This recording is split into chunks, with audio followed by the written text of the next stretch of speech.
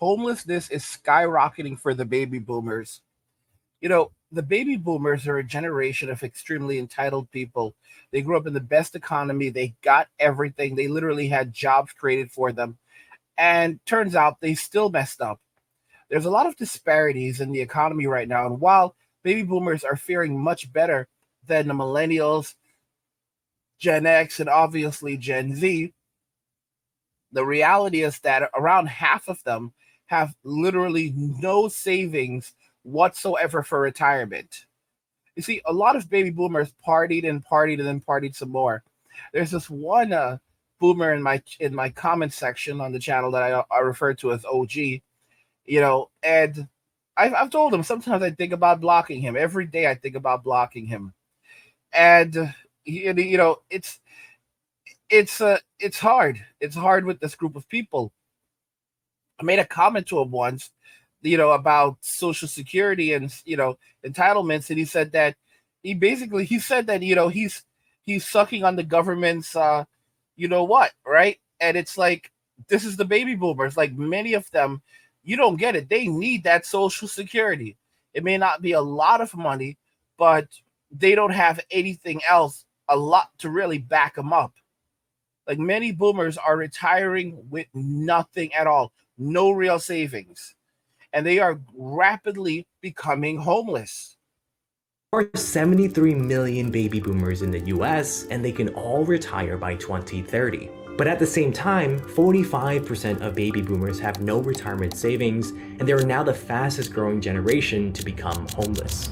So if everyone is saying baby boomers are the wealthiest generation, what's going on? What happened to all their money? Chances are, when you think of retirement, you see yourself sipping spicy margaritas in Costa Rica or cruising down the Miami freeway counting your money, all thanks to the three-legged stool. In finance, the stool basically represents the three most common ways retirees receive income in their twilight years. The only problem is, the three legs are starting to get wobbly. Firstly, there's savings to think about. After working for 46 years, you're expected to have a sizable nest egg saved up from which you can slowly withdraw from after you stop working. The problem is, the average baby boomer isn't prepared. 45% of baby boomers have no retirement savings. And out of those who do, 28% have less than $100,000 saved. Now, $100,000 might sound like a lot of money, but on average, people older than 65 spend about $52,000 a year to live. There's rising medical expenses, delicious sugar-free applesauce, and Billy Joel concert tickets. You don't have to be a math whiz to realize the average baby boomer will burn through their savings sooner rather than later. And it's already happening. Baby boomers are now the fastest growing generation to experience homelessness. In the 1990s, 11% of the homeless population were 50 and older. Today, that number is nearly 50%. Many baby boomers across the country are now coming to terms with the reality that working your entire adult life is no longer enough to guarantee that you'll have a roof over your head in your later years. So we know the savings leg can't be relied on. What about the other two?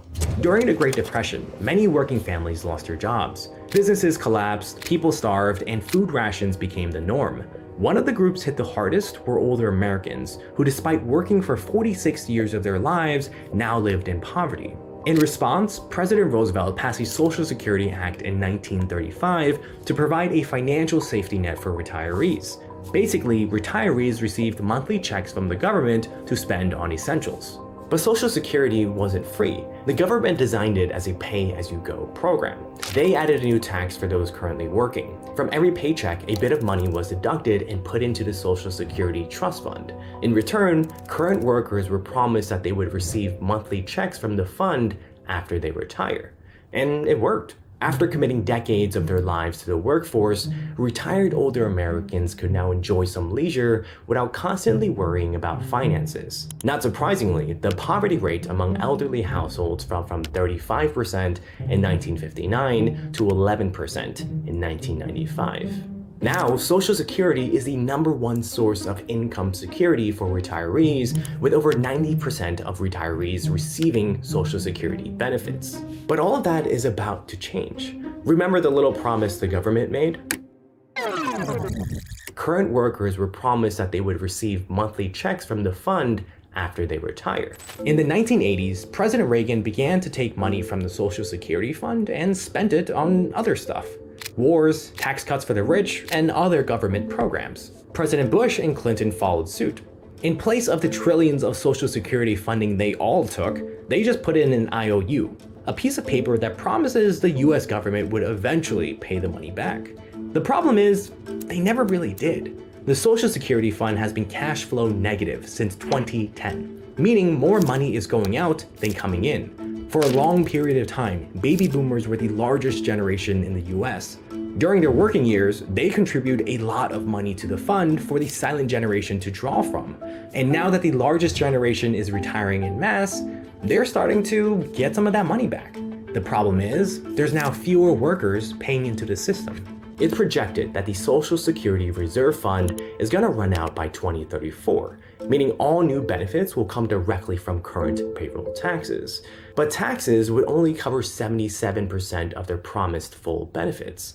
You can think of it like this. If you were promised a $1,000 Social Security check every month, now you would only receive $770. As the cost of everyday items increase, a 20% pay cut is pretty significant. The problem is many Americans believe the 2034 year forecast is guaranteed, but it isn't.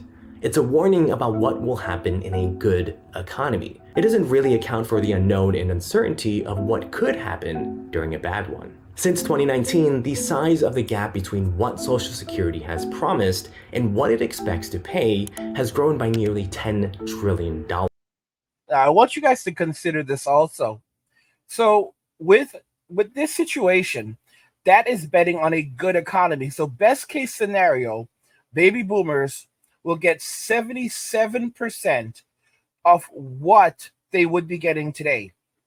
77%.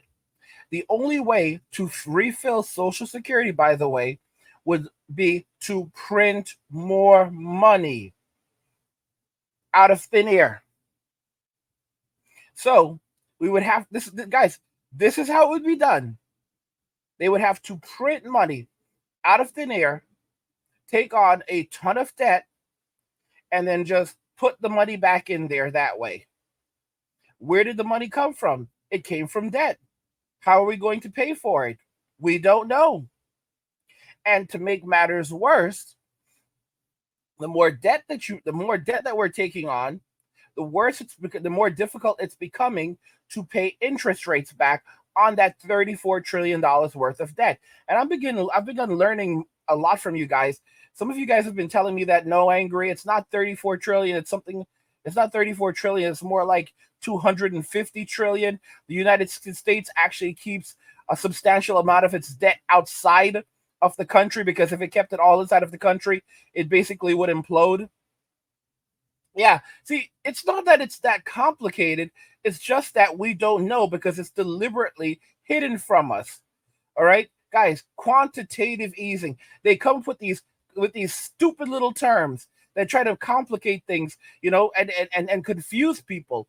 And look, we have all these smart people, these great people in math. Quantitative easing, you're printing money. They're printing money out of thin air and then circulating into the economy. That is quantitative easing. Okay? And it destroys the economy. We can see the results of quantitative easing. They think they're so much smarter than everyone else. And then when everything comes crashing and burning, they turn around and say, well, you should have known what was happening. You need to be responsible. It's your country too. We were only just doing what you wanted us to do. We were doing the will of the people. Don't blame us. The boomers, they're not looking so hot, guys. And keep in mind, with AI coming right now, with AI, this is not a joke. I've been warning about AI for years. I've been saying that a lot of those jobs that these jobs that especially women are doing, they're going to go away. I warned about this years ago. I've been like sounding the alarm for years. We're talking about like 6, 7, 8 years. I've been warning people. I said those luxurious 9-to-5 jobs, a lot of them will be gone in the very near future. People didn't want to listen to me. Okay? I've been telling you the sky is falling forever. No one wanted to listen. And then suddenly, oh crap, the sky's falling. The sky's falling. No. The sky can't actually, bro. The sky's not falling. All right, it's an illusion. It's an illusion. Take it easy. Take it easy. And take it easy. And then you're like, holy crap! No, it really is falling. It really is falling. How did no one notice? And I'm standing here like, I've been telling you for years. The sky is falling. Holy cow! This guy's a prophet. No, you're just an idiot. You're just an idiot. It's been right there in front of you all of this time. Look at the facts. The Bible talked about this, you idiot. Don't blame the Bible. Don't bring the Bible into this. This is not the act of Satan. This is the act of human beings, greedy human beings that were driven by Satan. No, they were driven by greed that was created by Satan. It's human nature. It's you bastards. You bastards. People don't want to take responsibility and accountability for the wrongs that they've done. Okay, it's look at what they did. Look at what they did with Social Security. They basically started drawing from it in the 1980s, and they depleted it within less than 40 years. Within less than 40 years, they were able to shrink Social Security to the point where it's now almost completely empty. This is madness. And this is like best case scenario right now. It doesn't run out until 2034, 2035.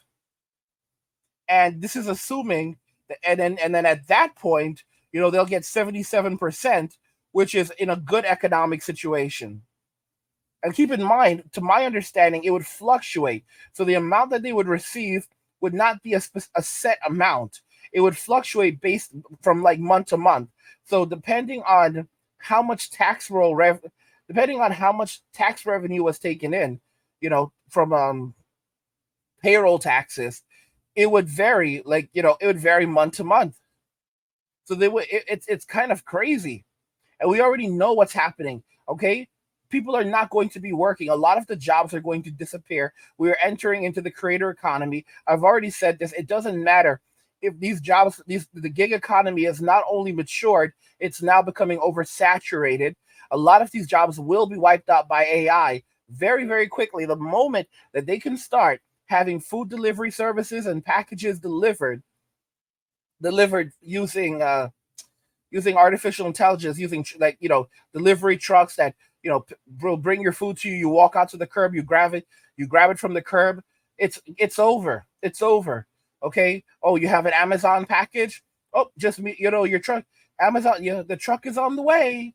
Your truck is on the way. It's on the way. Prepare to just go downstairs. It'll be there soon. People will literally go, walk outside and just wait for the truck to arrive. Grab it, boop, with their smartphone, boop. Scan it. It'll grab your package or packages, and it'll bring them to you, and that's it. And in rare cases where it's like something maybe large, then you'll have someone, a physical person deliver it. But 99% of the time, the boxes that are being delivered are small boxes, very small boxes. So you'll grab it. So it'll all be automated, and the amount of money that's going to be saved is going to be insane. It's crazy. There's not going to be any need. And the jobs that do remain, listen to me, it's not going to create like you're not going to see people walking away from these gig economy jobs. You're going to have listen, even if it's $10 an hour, you're going to have people fighting for these jobs. $10 an hour, you will have people fighting for these jobs, even if they're only making $10 an hour, because it's menial labor. Being able to make guys, when you are struggling and you're coming from nothing, and you have to rebuild from nothing, just making even $5 can seem impossible. It sounds easy to so many of you because you're so comfortable in your jobs right now. You're so comfortable with life right now. But when you have nothing, when you're starting from the bottom all over again, you have no idea how difficult it is to even get $5 an hour. Five stinking dollars. Even a dollar an hour. You don't know the difficulty. Many of you are spoiled. Many of you are absolutely spoiled. Because if you lost your jobs right now and you couldn't get another one, or something happened and you are out of the workforce for a while, sometimes even a few months, and you cannot find another job, and you're looking in different areas like, what am I going to do? How am I going to survive? Many of you would turn to things like Uber Eats and DoorDash and so forth if you're capable, if you're able to do it, because there's nothing else. And if you're not everyone can do them, not everyone is able to do them either. It could be health related, it could be geographic, it could be a variety of reasons why you wouldn't be able to do those jobs. But when you are in a position, certain positions, like it's guys, just even make $5 a day, $5 a day. I've been dragging my foot forever. I'm going to be putting out my YouTube course. It's already ready, you know. And guys, I'm telling you, you guys need to know how to make money online. You need to know how to make money online very quickly, how to tap into the creator economy, because the creator economy is the next big economy. All right. That whole the 9 to 5 economy, the traditional workforce economy, that economy is dead. It is dead, dead, dead, dead, dead. And people don't want to admit it. Is writing resumes, it's a dead economy. It's a dead economy. It's a dead going out looking for these luxurious 9 to 5 jobs that everyone hates. It's a dead economy.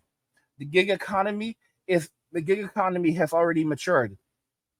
It's a mature economy, and now it's oversaturated. It's increasingly becoming oversaturated, where you have an abundance of people who are trying to do these side hustles as jobs.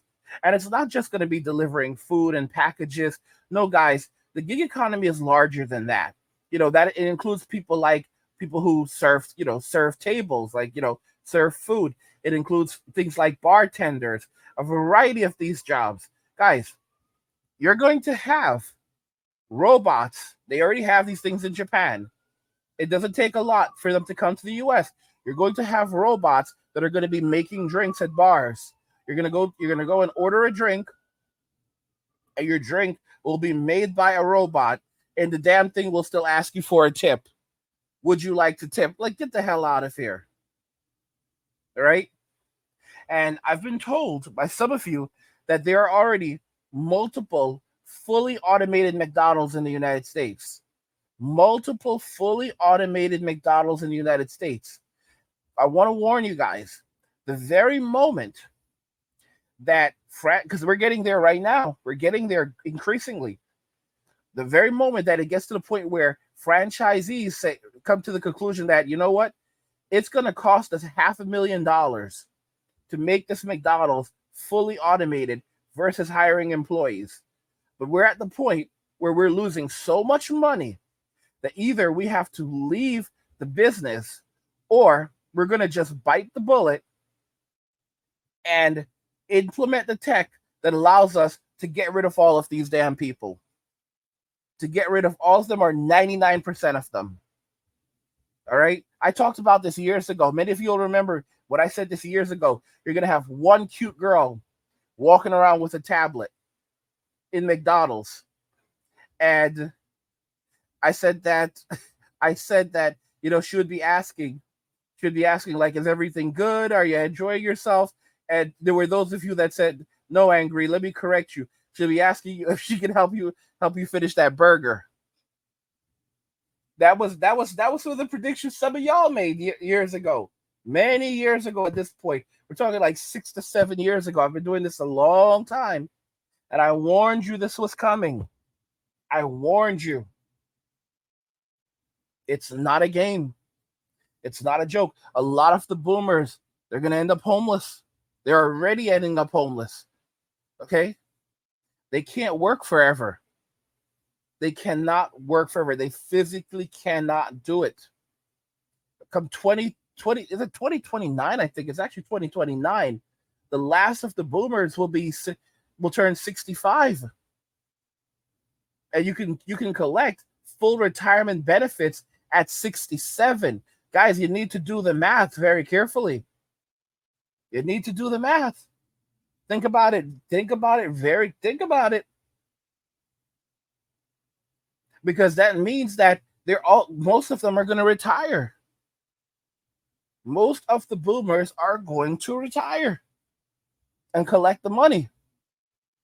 in a crap economy where you're looking at the situation, some of them are going to try to double dip, but they're going to retire. There's no reason for them not to retire and start collecting full Social Security. It would be foolish not to retire and start collecting full Social Security because they're entitled to it. It's the truth. It doesn't matter if they keep working or not. You can't take their Social Security away. So they can collect their Social Security and go and have another career and make money on the side if they chose to. But many of them are getting old. They're not healthy. And, there are some advancements, major advancements that will significantly impact the lifespan of people, but there's going to be major disparities in being able to access this medication. For example, I will tell you right now, the drug known as Ozempic, I suspect, and many of you are like angry, you're like, you're like, you're a prophet. No, I'm not. I just have common sense and I love numbers. Specifically, I love statistics. And it's basically data. I love data science, data mining. And the thing is, when you think about this very carefully, the way that Ozempic is working, it's having major effects on people in obesity specifically. And it's improving a wide range of things, wide range.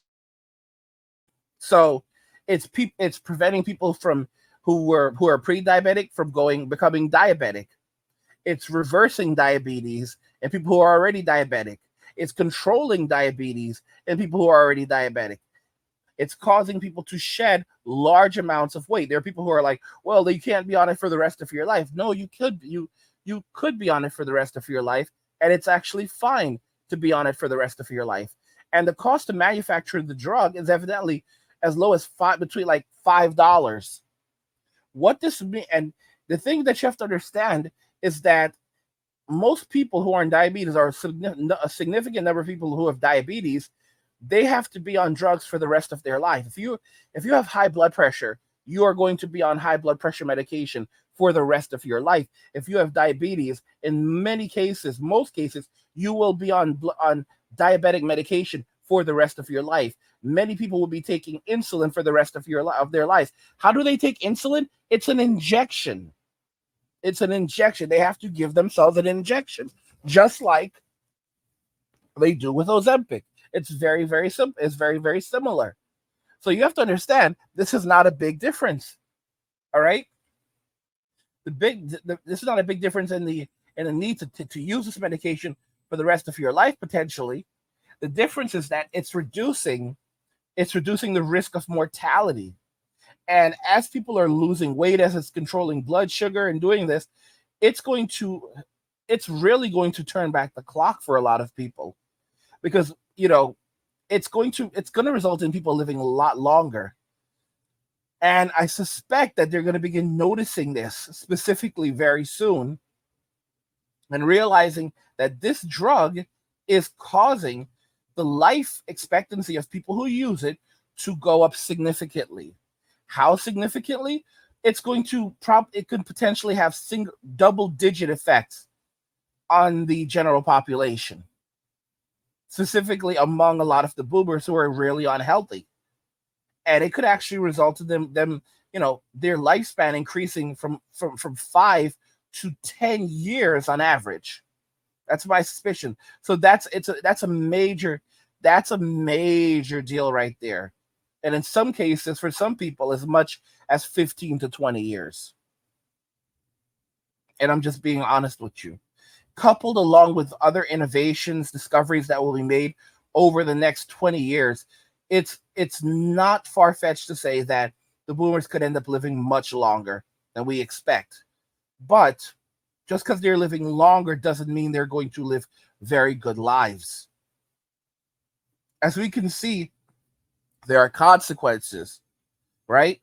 There's a saying, those who are born rich often end up passing away poor, and those who are born poor often end up passing away rich.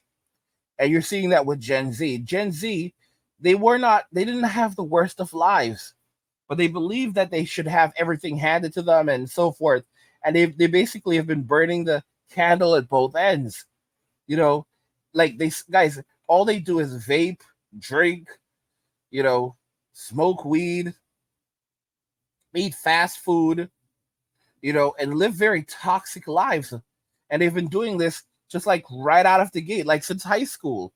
Like you have to understand, people used to talk so much crap about Gen X for smoking a little weed. All right. And then you look at Gen Z, and Gen Z is just like, oh my God, what the hell is this? Like the kinds of stuff that Gen Z is using, they can't just behave themselves and smoke a little weed. No, they have to go and mess around with prescription medications that a lot of doctors can't pronounce. This is a bad generation. And then the baby boomers, these people, it was sex, drugs, and rock and roll, and now look where it got them. They've kept on part. It was one big party for the last 50, 60 years, and now Father Time is catching up to them, and they don't like it. George Carlin said it. They don't like it one bit, and now they want to make the lives of young people miserable. I'll be 41 years old this year, and I'm still considered a young person. Which is kind of ridiculous, but that's just the reality. Like they're basically sucking away everything from Western society. There's going to be so much resentment. There's going to be so much resentment for the baby boomers, guys. There's already a lot growing amounts of resentment, and there's going to be so much resentment for these people. And the thing is that they don't even seem to understand that they need younger generations to support them. They live in a very delusional reality where they believe that younger generations will keep on supporting Social Security because they have to. They will keep on supporting Medicare because they have to. They will allow the government to tax them into oblivion because the only way that you're going to be able to continue affording to pay for Social Security, and this is what the boomers, this is the other alternative they didn't mention. This is the other alternative that we don't talk about. All right. And we should talk about it, is they'll just increase taxes to supplement the losses that are going to result as when the Social Security funds run out. And that's the most likely occurrence, where the government will just increase taxes to a point where it'll just cover the losses. So, for example, the boomers would only receive 77% in a good economy. Oh, well, what they'll do is they'll just increase the Social Security tax to make up for that loss. And they'll increase it a bit more than they need to. That way there'll be enough to cover it. And the government also gets to make even more from that. Simple. Very, very simple. It's very, very simple. So they'll just, but it's not just that. The U.S. cannot afford to make its interest rates. It's cannot afford to cover its payments for interest rates. For interest that they're paying on. It cannot afford to cover its payments for interest that it's paying on the sizable debt that we have. So we'll just have to raise taxes as well to cover those interest payments. Yes. So taxes will go up for everything while wages remain flat and inflation continues to go higher and higher and higher. You will owe nothing and be happy? Fat chance. Fat chance. You'll be happy, but if you look at the way the system is working, the way the government is today, it's so tyrannical. There's a game called like We Happy People or some crap like that. And the crazy thing about this is it's like basically either you act like you're happy or they're gonna destroy your life. I mean, it's a sad reality. And the boomers, just like the zoomers, only want to get their money. It's going to be a war. There's going to be a massive war between the boomers and the zoomers, and there's going to be growing resentment from everyone else. I understand Gen X. A lot of Gen Xers are basically like, when it comes to Social Security, they spent so much of their lives paying into it. They're more than happy just to get the money that they paid into it. That's what a lot of Gen Xers are like. Well, you know what? Here's what we do. You go ahead and scrap Social Security and just give us back what we paid into it. Gen X damn well knows they're never gonna collect most of them are never gonna collect Social Security. All right. In fact, if they can start collecting it at 62, they should start get whatever you can, because they know it's not going to last. It's not going to last. And as you know, as guys, the more you make the lives of people miserable, the less people are going to work. Because when you get to a point where where it's costing money, because it's expensive to go to work, it takes time, it takes energy, it takes a bunch of these factors. Or you have to buy clothing, you have to do. So when it becomes so expensive to work, a universal basic income is coming. I guarantee you it is. And it will only incentivize more people not to work. One of the biggest dangers of the UBI are men, because men are the ones who carry the economy. And a man can live in a shoebox happily at the side of the road. And you're going to have women pushing, calling for men to be punished for walking away from Western society and relationships with Western society and choosing not to work, because these men are just going to live simple lives of luxury. All men are doing, most men are doing right now, just living far below their means. Okay, they eat well, they live well, they sleep well. Okay, I mean, you have guys leaving comments like angry. I'm laying in bed listening to this video right now, but I work at night. Yeah, listen to me. I'm not. It's not a game. After you've had a lot of experiences and suffered in life, it's not hard to begin losing attraction to women. We don't talk about it as men. We don't talk about it, and women don't comprehend the notion. They can't believe this could happen. They cannot believe it can physically happen, where men can start to lose attraction to women. And when I say attraction, not just emotional attraction, physical attraction. It's something I'm going through myself. And I was warned about this years ago by men who were older than me, that this does happen. And now I'm getting to an age and to a point where I'm just kind of taken back with women, and just entirely, where I'm beginning to lose physical attraction for them. Physical attraction. And when people hear that, the Simpson women will immediately go, "Oh, that means that you're attracted to men now." They'll try to shame you. And no, it's not that I'm attracted to men. I don't have any desire for a woman. And it's almost like, it's a combination of experiences. Your brain begins to shut certain things off, and more and more and more, you just don't want it. You just stop being attracted. You like, it's like you learn your lesson. All right, your operating system starts to update, and you increasingly lose desire, and even and you lose desire. And of course, while Chad and Tyrone are running the streets and doing this stuff, the average guy is like, "Yeah, I don't need this. I don't want this. I don't want to be in a relationship. I don't even want to talk to her. I don't need to be in a relationship. I don't have any gripes with a woman. I think women should have, their rights and freedoms and live their lives however they choose to. But I'm just like not interested in a relationship. I'm not interested in dating. I'm not interested in friendships. I'm not interested in any of it. And I'm not interested in physical intimacy. A lot of men go through this. And as men, we don't talk about it. Just like how there are women who say, well, they don't need to be physically intimate anymore. For women, physical intimacy is very important for women. And we know that for a fact, because you could just look at the body counts. And a lot of women who are pretending and acting like, they're married and they're not being intimate with their husbands, they're creeping on their husbands. Women are more sneaky than men realize. The lies are so bad. You'll have these housewives. There was a show called Desperate Housewives. I think it's over now, right? I don't know. And it's, guys, it was called they're called Desperate Housewives for a reason, because the lives of these women are not what they lead you to believe. You have a lot of women who present themselves as being how homemakers, and pretending to be something that they're not. For example, a guy will be in a relationship with a wife, and they haven't been physically intimate in 10 years, and the guy just assumes that, well, just based on her behavior, she has no interest in physical intimacy. She's a human being. And regardless of the fact that there's an emotional component to it, she's a human being. And they will never admit to the fact that they were creeping around. That those 10 years, she wasn't just sitting and chilling and not being physically intimate. She was creeping around and getting her back blown out by the neighbor, by the postman, by the gardener, whomever. Okay? And you would never know.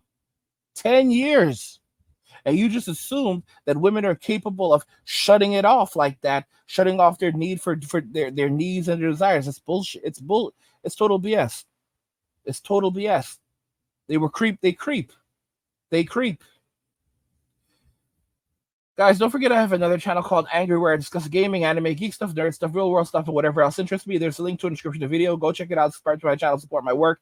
And if you're enjoying the content on the Angry Guy channel and you want even more of this content, you can head over to the Men Walking Away channel where I release daily videos. There's a link to the Men Walking Away channel description of the video. Go check it out, subscribe to the channel, support my work. What do you think regarding all of this, guys? Homelessness is skyrocketing for the baby boomers. The economy is collapsing, and personally, I'm not a fan of this generation, and I think that they need to face consequences for the things for what they've done and the world they're leaving behind. Let me know your thoughts and we'll talk about it in the comments. Like the video if you like it. Don't forget to subscribe. And if you like the video, share the video. And just remember that all roads lead to MWA, Men Walking Away. And cheers.